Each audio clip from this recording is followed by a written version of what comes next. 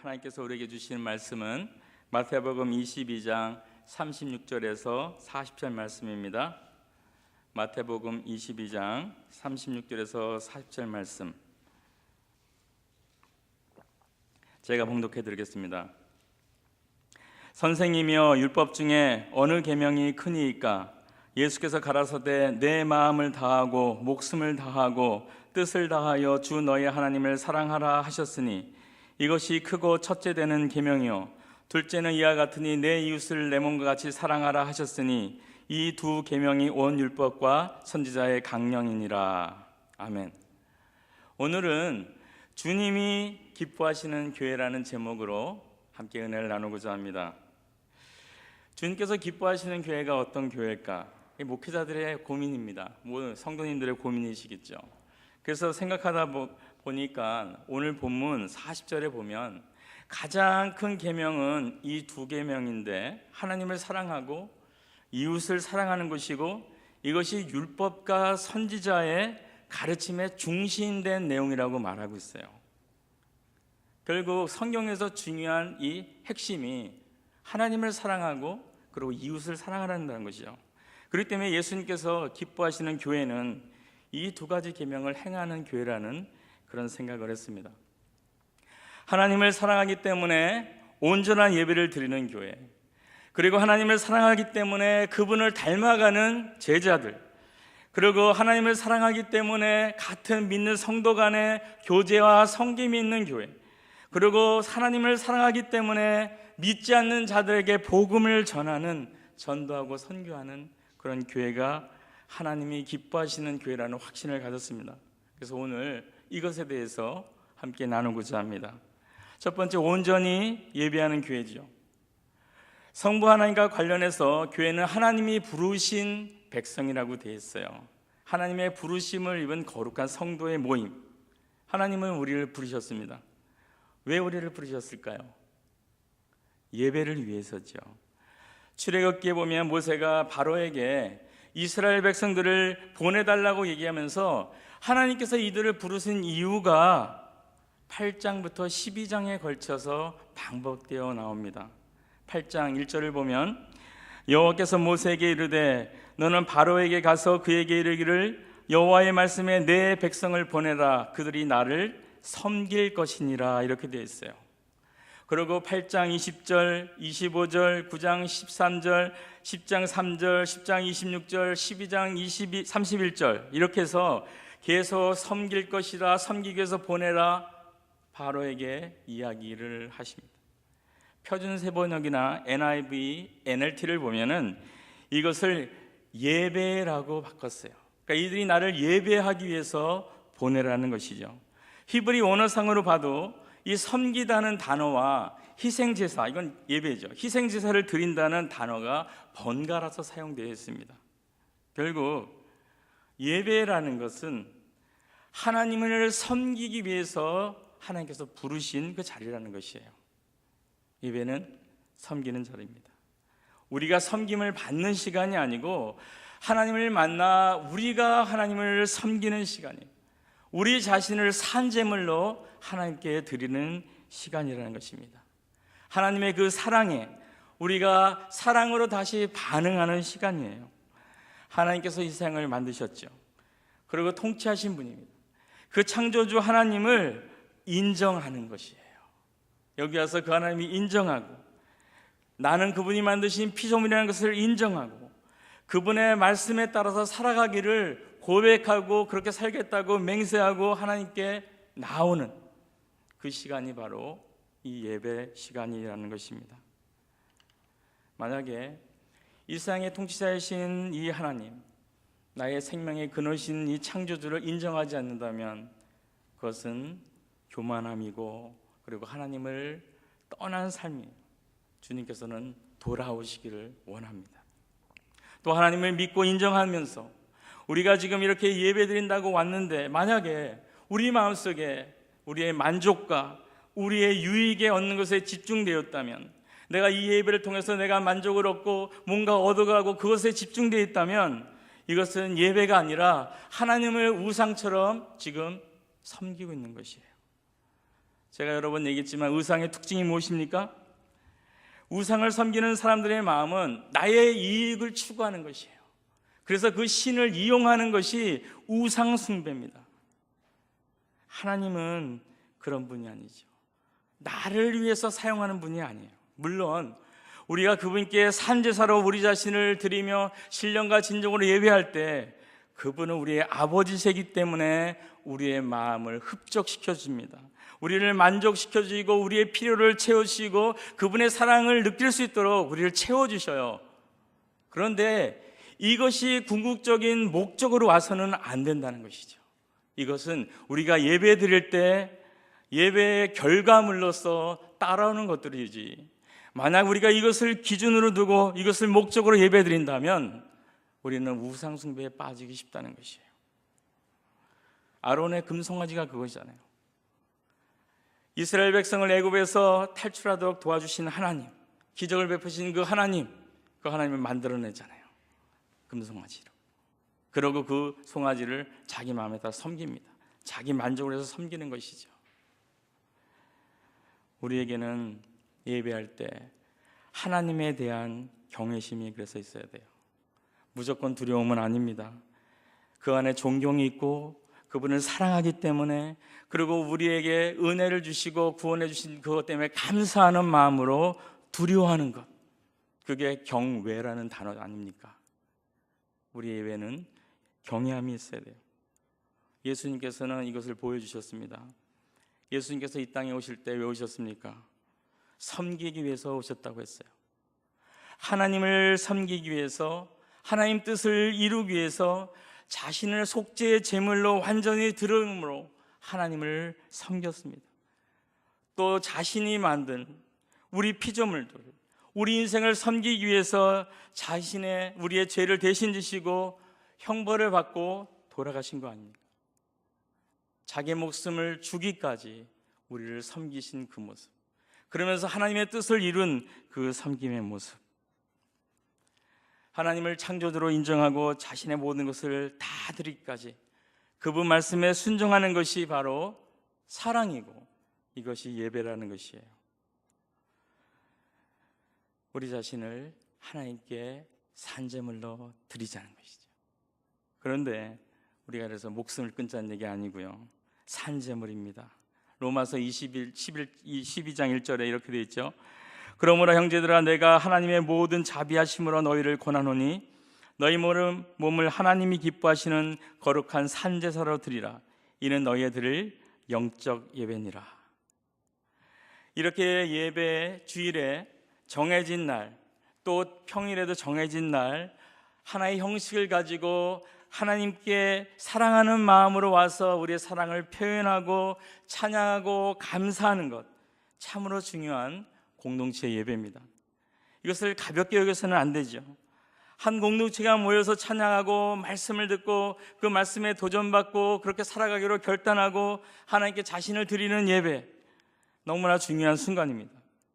그런데 우리가 좀 전에 예수님의 그 삶을 보면서 하나 생각해야 될 것은, 예배는 여기서 맞춰지는 것이 아니라, 여기서 전부 끝나는 것이 아니라, 이렇게 정기적으로 모여서 함께 드리는 예배와 함께 우리의 삶에서의 예배가 변형되어야 된다는 것이죠. 예수님께서 우리를 사랑하여서 그 목숨을 드리기까지 섬긴 것처럼 우리도 삶의 터전에 나가서 예수님처럼 다른 분들을 목숨을 다해 섬길 수 있는 그런 마음, 그렇게 다른 이웃을 사랑하는 것이 바로 예배의 연장이고, 그것이 바로 예배라는 것입니다. 온전한 예배를 드리는 교회, 주님이 기뻐하시는 교회죠. 두 번째, 제자화입니다. 제자가 누굽니까? 스승을 존경해서, 그리고 그분을 사랑해서 그분처럼 되고자 애쓰는 분이 제자죠. 스승을 닮아가는 자를 말해요. 그러면 주님의 제자는 하나님을 사랑하고 존경하면서 주님을 닮아가는 사람을 말하죠. 하나님은 어떤 분입니까? 레위기 11장 45절을 보면, 나는 너희의 하나님이 되려고 너희를 애굽 땅에서 인도하여 낸 여호와라. 내가 거룩하니 너희도 거룩할지어다. 하나님은 거룩한 분이라는 것이죠. 그리고 그분이 거룩하기 때문에 우리도 거룩하라는 말씀을 하세요. 거룩이 무엇인지 다 아시죠? 세속과 구별된 것이었잖아요.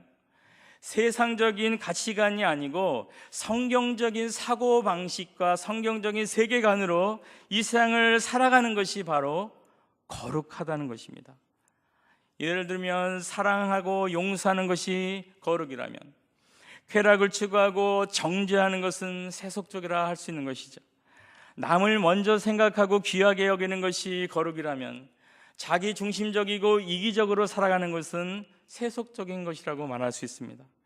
말씀에 순종하며 살아가는 것이 거룩이라면, 상식과 자기 경험을 의지해서만 살아가는 것이 세속이라는 것이죠. 다른 사람의 악에 대해서 선으로 되갚는 것이 거룩이라면, 악을 악으로 동일하게 갚는 것은 세속적이라는 것입니다. 참으로 거룩하기 어렵죠. 행하기 어려운 일들입니다. 그런데 어떻게 하면 우리가 거룩해질 수 있습니까? 물론 우리의 힘으로 안 돼요. 기본적인 것은 예수 그리스도를 믿음으로 우리가 하나님의 거룩한 자녀가 되는 길입니다. 이미 예수 그리스도를 주로 믿는 자들은 하나님의 거룩한 자녀가 되신 분들이죠. 그런데 자녀가 되었지만 그렇게 거룩한 자녀답게 살아가기 위해서는 우리에게 필요한 것도 있다는 것이에요. 디모데전서 4장 5절에는 이렇게 말씀합니다. 하나님의 말씀과 기도로 거룩하여짐이라. 어떻게 살아가는 것이 거룩한 일이고 어떻게 사는 것이 가치 있는 삶인지는 하나님 말씀에 따라서 우리가 알 수 있어요. 왕자가 어떻게 살아가는 것이 왕자의 법도인지 알기 위해서는 왕궁의 법도를 배워야 됩니다. 캐나다에서 살기 위해서는 이 캐나다의 법을 알아야지 여기서 온전하게 적응하면서 살 수 있어요. 캐나다 시민으로서. 미국 시민은 미국의 법을 알아야 살 수 있는 것입니다. 이것처럼 우리가 하나님의 법과 뜻이 무엇인지 알기 위해서는 성경 말씀이 꼭 필요한 것이에요. 그래서 우리가 성경 일독을 지금 하고 있고 성경 묵상을 하고 있는 거 아닙니까? 그리고 우리가 이렇게 안 다음에 필요한 것은 무엇입니까? 우리의 결심과 노력으로 이 말씀대로 살기가 힘들어요. 그렇기 때문에 기도가 필요한 것이에요. 그래서 성경은 말씀과 기도로 거룩하여진다는 말을 하는 것입니다. 우리는 이런 생각을 하죠. 그런 말씀을 많이 들었고 나도 그렇게 살려고 노력을 해봤고, 그런데 결심하고 노력하고 기도한다고 하면서 해봤지만 변화가 보이지 않아서 나 자신에 대해서 실망하고 다른 사람의 모습을 보면서 정죄하는, 또 자기의 모습에 지치는 그런 삶을 살고 있다고 말씀하신 분도 있어요. 하지만 우리는 이것을 인정해야 됩니다. 날마다 우리는 죄를 지으려는 우리의 본성과 우리의 경향과 싸워야 된다는 것이에요. 바울은 굉장히 우리가 영성 깊은 그런 사도라고 생각을 합니다. 그분의 삶이 어떻습니까? 로마서 7장 24절을 보면 오호라 나는 공고한 사람이로다. 이 사망의 몸에서 누가 나를 건져내랴 하고 절규를 해요. 성경을 13권이나 쓴 분이 이런 절규를 하고 있습니다. 하나님과 교제를 통하여 위로부터 공급해주는 힘과 성령의 능력이 없이는 믿음의 복음에 합당한 삶을 우리가 살 수 없다는 것이. 그래서 바울이 이렇게 고백하지 않습니까? 고린도전서 15장 31절에 형제들아 내가 그리스도 예수 우리 주 안에서 가진 바 너희에게 대한 나의 자랑을 두고 단언하노니 나는 날마다 죽노라. 고린도전서 9장 27절에는 내가 내 몸을 쳐 복종케 함은 내가 남에게 전파한 후에 자기가 도리어 버림이 될까 두려워함이로다. 무슨 얘기입니까? 바울도 날마다 자기의 정욕을 죽이기 위해서, 자기의 교만을 죽이기 위해서, 그것을 하나님 말씀에 복종시키기 위해서 육신의 싸움이 있었다는 것이에요. 매일같이. 혹시라도 이렇게 복음을 내가 열심히 전하는데 내가 교만해지고 게을러져서 하나님의 말씀과 다르게 살다가 내가 하나님께 떨어져 버리지 않을까 걱정하는 염려가 이 본문에 있어요. 그 영성 깊다고 생각하는 바울조차도 혹시 언제 자기가 죄에 빠져서 쓰러질지 몰라서 고민하는 부분을 이야기합니다. 매일매일 죄와의 전쟁은 있는 것이에요. 그렇기 때문에 우리는 날마다 말씀 묵상이 필요한 것입니다. 그날에 필요한 삶을 살기 위해서 기도 시간이 필요한 것이에요. 성령의 도움을 힘입어서 우리의 육신의 생각을 누르는 그 시간이 우리에게 필요하다는 것이에요. 우리의 모든 판단을 상식과 경험과 이기심과 자존심과 욕심에 따라 하는 것이 아니라 원수라도 사랑할 수 있는 힘은 세월이 지난다고 저절로 생기는 것이 아닙니다. 우리가 직장 생활하면 관록이 생기죠. 계속 그 일을 하다 보면은 관록이든 능력이 증가합니다. 이 신앙도 그랬으면 얼마나 좋겠어요. 오늘 정말 신앙이 최고의 경지에 있다가 내일 아침에 내가 기도하지 않고 하루를 시작한다면 그 신앙은 확 떨어져서 불평하고 원망하고 죄에 유혹받아서 넘어지려 하고 이런 쪽으로 빠지게 된다는 것이죠. 그만큼 이 죄의 성이 강하다는 것입니다.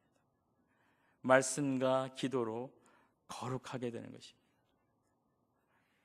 거룩한 교회를 하나님께서 기뻐하십니다. 이런 제자로 살아가기를, 그런 교회를 하나님께서는 기뻐하셔요.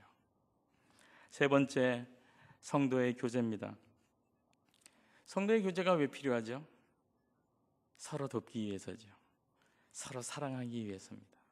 왜 서로 돕고 사랑해야 됩니까? 가족이기 때문이에요. 요한복음 1장 12절이죠. 영접하는 자 곧 그 이름을 믿는 자에게는 하나님의 자녀가 되는 권세를 주셨으니. 하나님의 자녀들이에요. 가족이란 말을 하는 것이죠. 그렇기 때문에 서로 돕고 사랑할 대상이 되는 것이에요. 물론 이런 선한 마음을 가지고 만나요. 하지만 만나다 보면은 내 스타일과 다르고 내 성향과 맞지 않고 때로는 뒤에서 나를 흉보는 소리가 들려하고 그러다 보면 서로 곱지 않은 말이 오가고 다 보면은 나 상처받았어 라는 말이 나오기 시작합니다. 그래서 어떻게 됩니까? 교제의 필요성을 느끼지 않아요. 회피합니다. 예배 드리면 됐지, 무슨 교제야, 또 왜 만나, 하나님 앞에 예배 주일날 드리면 됐지. 시간과 에너지의 낭비라는 생각을 해요.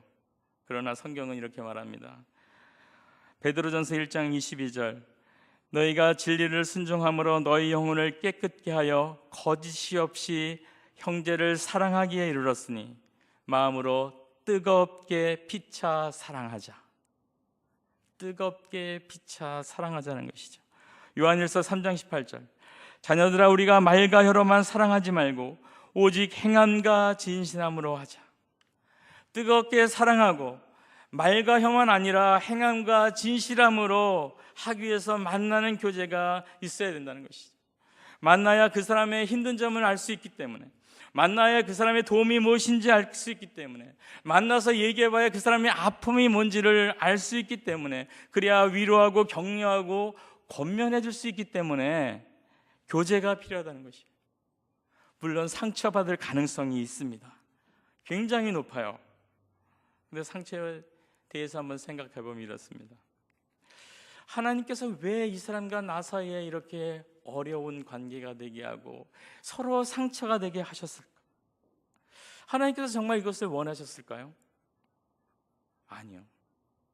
하나님께서 원하신 것은 그런 힘든 관계를 통하여서 우리 자신이 성숙되기를 원하신 것이에요. 미켈란젤로라는 미술가가 있어요. 그 집에 제자들이 놀러 왔습니다. 근데 놀러 왔는데 집 한 구석에 아주 커다란 돌덩이인데 되게 보잘것없고 볼품없는 돌덩이가 있었어요. 그러자 왜 선생님이 이런 돌을 집에다 뒀어요? 그러자 선생님이 그냥 쓱 웃고 말았답니다. 그런데 몇 주 후에 제자들이 다시 방문했는데 이번에는 그 볼품없던 돌덩어리가 있던 자리에 아주 멋진 천사상이 있는 거예요. 그래서 제자들이 묻습니다. 아니 선생님, 이 천사상이 도대체 어디서 나왔습니까? 하자 그가 뭐라고 대답했는지 다 아시죠? 필요 없는 부분을 내가 다 잘라내니까 이렇게 천사가 나왔어 라고 대답했다는 것이에요. 필요 없는 부분을 잘라내야지 멋진 천사상이 나올 수 있는 것입니다. 하나님께서는 우리와 사람과의 관계 가운데 어려움을 통해서 우리에게 불필요한 부분을 잘라내기를 원하시는 것이에요. 그래서 천사장처럼 멋진 그리스도의 자녀다운 모습으로 우리가 나오기를 원하시기 때문에 아픔을 주고 고통을 주는 것이에요. 너희가 아파하라 고통하라고 주시는 게 아니고 그것을 넘어서서 너희가 성숙할 단계, 원수까지도 사랑할 수 있는 그 성숙의 단계로 나아가라고 주님께서는 그 어려운 관계를 허락하신 것이죠.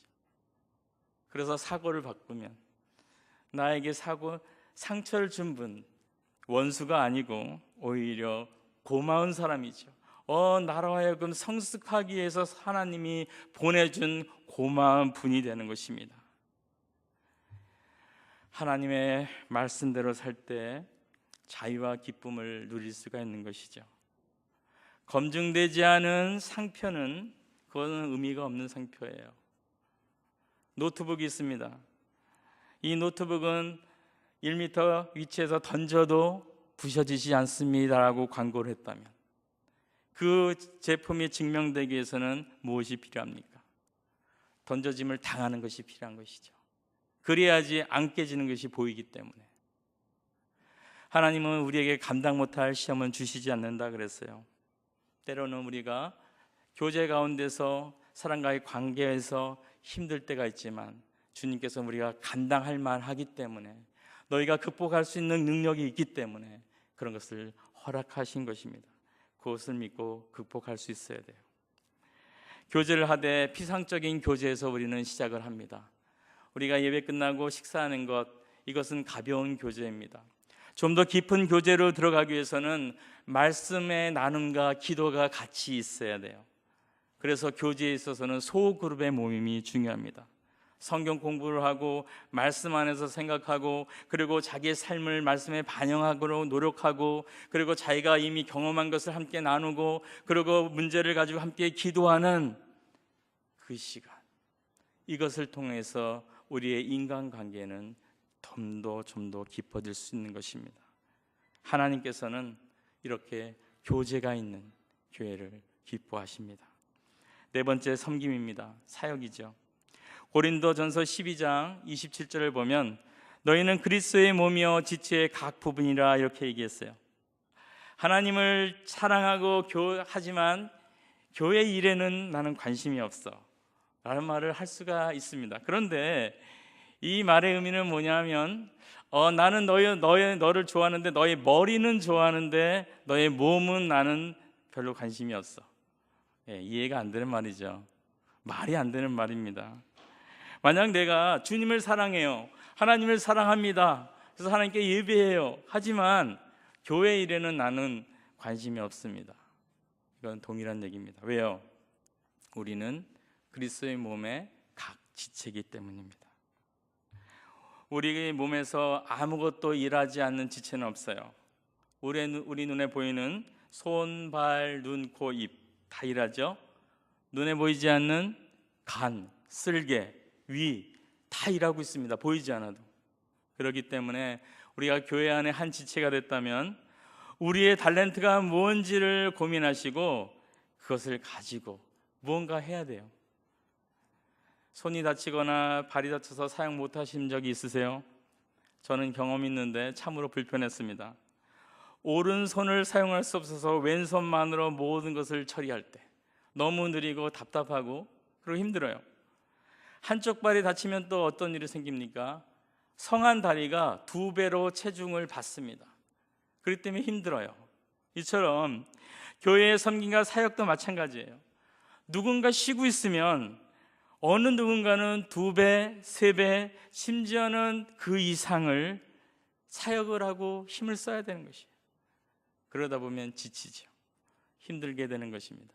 기쁨이 사라져요. 처음에는 기쁨으로 시작하지만 그 무게가 가중되기 시작하면 기쁨이 사라지는 것이죠. 이런 것을 우리가 하나님의 예수님과 우리의 관계 안에서 알아가야 돼요. 정말 우리가 형제를 뜨겁게 사랑한다면 그리스도의 몸의 각 지체로서 우리가 해야 될 일을 찾아야 돼요. 그리고 서로 사랑함으로 나의 사역을 기쁨으로 행함으로 함께 주님의 교회를 세워갈 수 있는 그런 성도와 그런 교회가 되는 것이죠. 주님은 이런 교회를 기뻐합니다. 함께 섬기는 교회. 끝으로 전도와 선교입니다. 믿지 않는 이웃을 향한 사랑은 복음을 전하는 선교로 나타나는 것이죠. 영혼을 구원하여서 제자 삼는 것입니다. 이것은 명백한 하나님의 뜻이에요. 디모데전서 2장 4절을 보면, 오늘은 목이 많이 마르네요. 하나님은 모든 사람이 구원을 받으며 진리를 아는 데 이르기를 원하시느니라, 이렇게 되어 있습니다. 다른 사람을 위해서 해줄 수 있는 가장 가치 있고 중요한 일이 뭐라고 생각하십니까?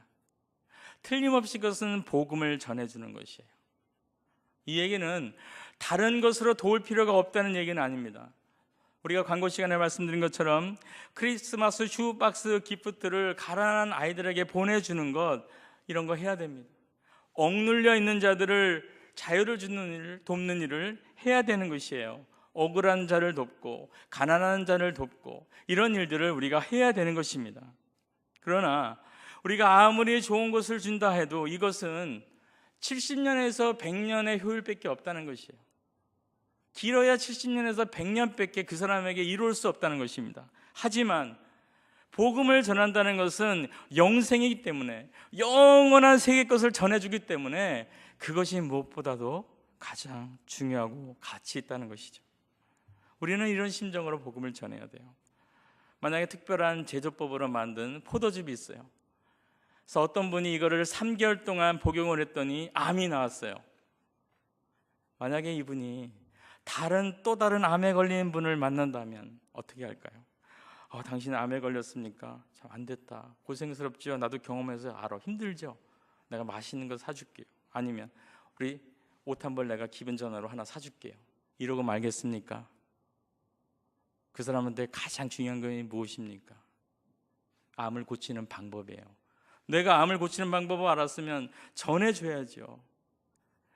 웬만한 사람이라면 기분 전환을 해주기 위해서 다른 것도 해줄 수 있지만 그것도 해주면서 동시에 내가 사실은 3개월 동안 특별하게 제조된 이 포도즙을 먹었는데 이거를 먹고 내가 암이 났어.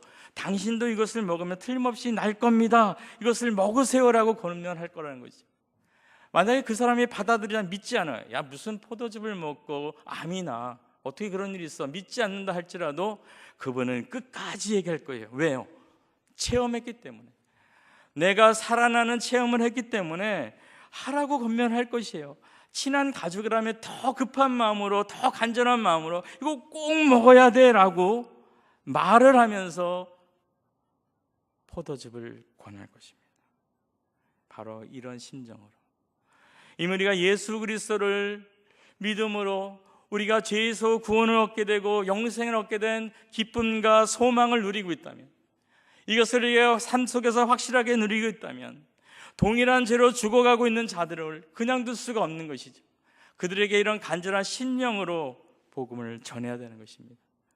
사도행전 1장 8절 너무나 유명한 말씀이잖아요. 오직 성령이 너에게 임하시면 너희가 권능을 받고 예루살렘과 온 유대와 사마리아 땅까지 이르러서 내 증인이 되리라 말씀하셨습니다. 이 일을 우리가 짐이 아니라 기쁨으로 감당해야 된다는 것이죠. 증인될 때 중요한 것이 있죠. 증인될 때 증인으로서의 삶이 따라줘야 되는 것들이 또한 우리가 생각해야 될 부분이에요. 종이 호랑이 예화가 있습니다. 어느 날 호랑이가 배가 고파서 숲속을 막 어슬렁어슬렁 거렸어요. 그러다 토끼 한 마리를 딱 발견합니다. 잘 됐다 그러고 어흥하죠. 그랬더니 이 토끼가 갑자기 호랑이의 따귀를 탁 때리는 거예요. 호랑이가 너무 놀라서 하고 있는 사이에 이 토끼가 유유히 도망갔어요. 한 끼를 굶었습니다. 그 다음날 어떻게 그런 일이 하고 호랑이가 다시 먹이를 찾아 나왔습니다. 또 한 마리의 토끼를 발견했어요. 그러고 가서 어흥하자 또 이 토끼가 따귀를 탁 때리면서 야 나야 어제 봤잖아. 또 호랑이가 멍하고 있을 때 이 토끼가 유유히 도망갔습니다. 호랑이 체면에 너무 창피한 것이에요. 그 다음 날이 됐어요. 배는 너무 고프고 이번에는 눈을 씻고 어저께 토끼와는 정말 다른 토끼를 찾아야겠다 하고 색깔도 다르고 모양도 다른 토끼를 골랐습니다.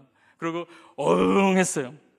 그러자 그 토끼가 또 따귀를 탁 때리면서 하는 말이, 야, 소문 다 났어. 이것이 무슨 예한 것 같습니까? 우리 크리스찬의 모습이 지금 이렇지 않냐는 것이에요. 경건하고 정직하고 신실하고 충성된 사람으로 생각했던 크리스찬이 믿지 않는 자기들과 조금도 다름이 없는 속물이고 이기저지고 자기만 하는 그런 삶이라는 그것을 깨달을 때, 소금이 맛을 잃으면 땅에 버려서 짓밟힌다고 주님은 말씀하셨습니다. 지금 우리 기독교가 집단 이기주라는 평가를 받으면서 세상 사람들은 거부하고 우리 기독교를 발로 밟고 있어요. 좋아하지 않습니다. 거부 반응을 가리키고 있어요. 왜 그렇습니까? 우리 크리스찬들의 삶 가운데서 온전한 하나님의 자녀의 모습을 보기가 드물었기 때문이 아니겠습니까? 제가 이 말씀을 드리는 것은 우리 자신이 온전해질 때까지 그런 복음을 전하지 말고 착실하게 사는 일에 우리가 최선을 다하자, 이 말을 하려는 것이 아니에요. 우리가 복음을 전해야 됩니다. 기회가 나면 전해야 되죠. 하지만 우리 삶도 합당한 삶이 따라주도록 노력하는 것이 있어야 된다는 것이죠. 많이 노력했지만 아까처럼 실패하고 좌절돼서 쓰러지는 것 때문에 포기하십니까? 그러지 말라고 말씀을 드리고 싶어요. 바울도 매일매일의 싸움이 있었습니다. 그 싸움이 귀찮을 수 있어요. 그 싸움이 싫을 수도 있습니다. 하지만 이런 싸움은 우리가 원치 않아도 그 다음날 일어나면 해야 되는 싸움이에요. 전쟁이 어떻습니까? 내가 원하지 않으면 전쟁이 일어나지 않습니까? 내가 원하지 않아도 상대방이 쳐들어오면 전쟁을 해야 되는 것이에요. 내가 원하지 않아도 아침에 일어나면 나의 죄를 짓고자 하는 마음은 저와 전쟁을 걸어옵니다. 이때 우리는 하나님의 말씀을 묵상하고 기도하고 성령의 도움을 구하면서 예수님을 닮은 모습으로 살아가야 되는 것이에요. 그럴 때 먼저 믿은 우리들이 다른 사람을 전도할 수 있을 뿐 아니라 그들의 모범이 되는 것입니다. 주님께서 뭐라 그랬습니까?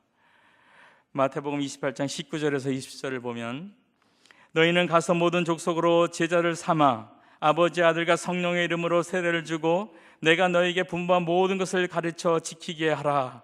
볼지어다 내가 세상 끝날까지 너희와 항상 함께 있으리라 하시니라. 주님께서는 함께 영원히 있겠다는 약속을 해주시면서 우리들이 해야 될 일은 제자를 삼는 일이라고 말씀을 하세요. 그리고 그 제자들에게 가르쳐 지키게 하라는 것이에요. 주님이 분부한 모든 것들을 가르쳐 지키게 하라는 것이죠. 그러려면 우리가 먼저 제자가 되어야 되는 것이죠. 그래야 그들을 가르칠 수 있지 않겠습니까? 우리가 먼저 제자가 되고 제자의 삶을 살아가면서 또 믿지 않는 사람에게 복음을 전하고 그들이 돌아왔을 때 그들도 우리가 제자로 양육하는 것, 이것이 복음을 전하고 선교를 하는 궁극적인 목표입니다. 하나님께서는 먼저 믿는 자들이 제자가 되어서 믿지 않는 자들의 영혼을 구원하여 제자 삼는 교회, 이 교회를 기뻐하시는 것이죠. 말씀을 정리합니다.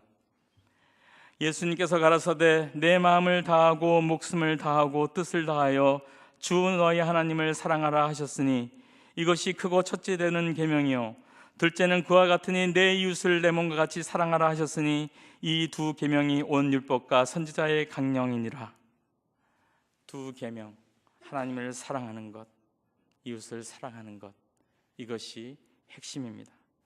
하나님을 사랑하여서 온전한 예배를 드리는 교회, 하나님을 사랑하여서 그분을 닮아가는 제자가 되는 교회, 이웃을 사랑하여서 그들에게 복음을 전하는 교회, 성도를 서로 사랑하여서 교제하고 섬기는 교회. 바라기는 여기 모인 모두가 이렇게 주님이 기뻐하시는 성도들, 그리고 기뻐하시는 교회가 되길 바라겠습니다. 기도하겠습니다. 하나님 감사합니다. 이 땅에 주님께서 사랑하시는 남원교회를 세워주시고 또 저희 교회뿐 아니라 피플처치를 세워주심에 감사하고, 또한 우리 두 교회뿐 아니라 이 땅에 많은 한인교회와 그리고 많은 다민족 교회들을 세워주심에 감사합니다. 하나님, 주님께서 이 땅에 세워주신 이 교회들이 진정으로 주님께서 기뻐하시는 그런 교회가 되길 원합니다.